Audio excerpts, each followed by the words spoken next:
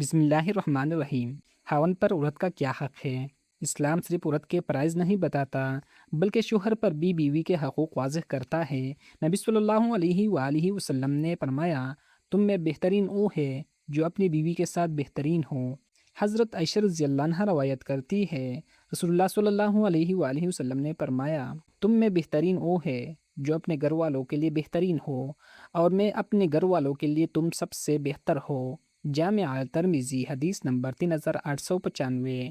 اسلام میں بہترین انسان وہ ہے جو اپنی بیوی کے ساتھ اچھا ہو۔ حضرت معاویہ القشیری رضی اللہ عنہ روایت کرتے ہیں کہ انہوں نے پوچھا، یا رسول اللہ صلی اللہ علیہ وآلہ وسلم، بیوی کا شوہر پر کیا حق ہے؟